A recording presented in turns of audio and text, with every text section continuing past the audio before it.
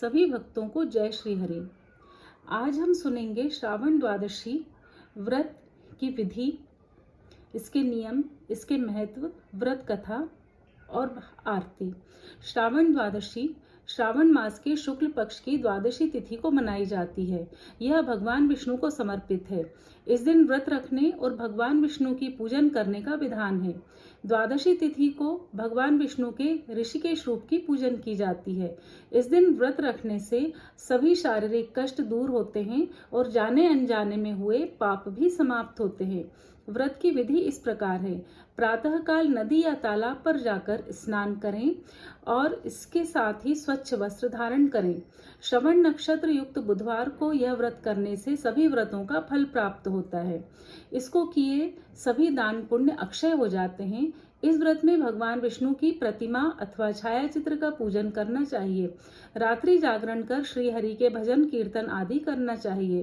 प्रातःकाल स्नान आदि से निवृत्त होकर भगवान का पूजन कर पुष्प अर्पित कर प्रार्थना करनी चाहिए। यदि हो सके तो ब्राह्मण भोजन करवाएं और यथाशक्ति दान दक्षिणा देवें। श्रावण द्वादशी की व्रत कथा।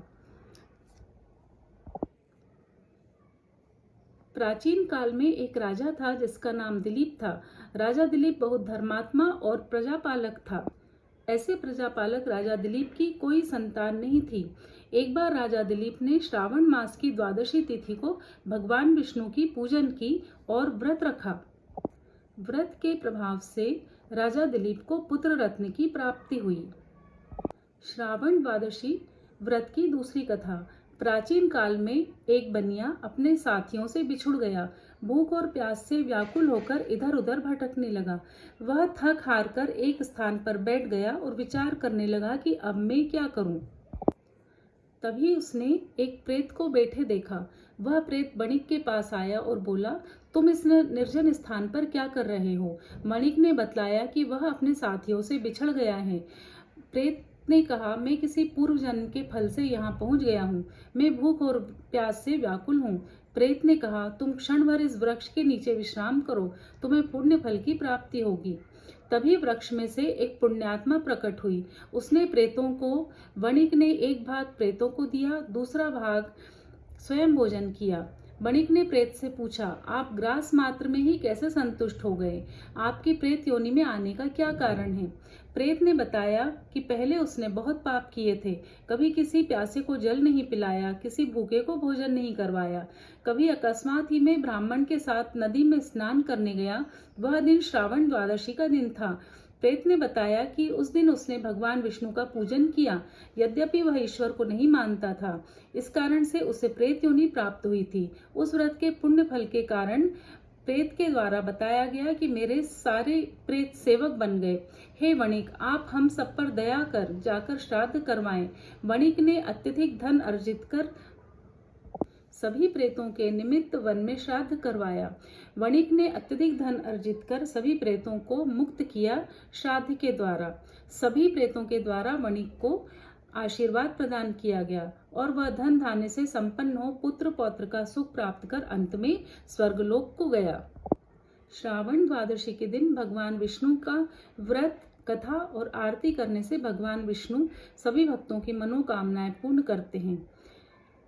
श्रावण द्वादशी की आरती। ओम जय जगदीश हरे, स्वामी जय जगदीश हरे।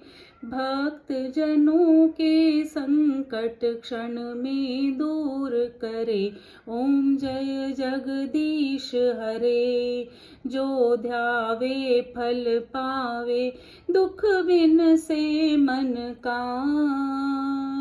सुख संपत्ति घर आवे, कष्ट मिटे तन का। ओम जय जगदीश हरे। कंचन थार कपूर ज्योति, धूप दीप जलावे। स्वामी धूप दीप जलावे।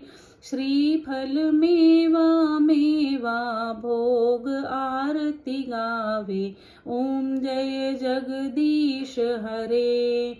त्रिगुणी स्वामी सदानंद, भक्तन हितकारी।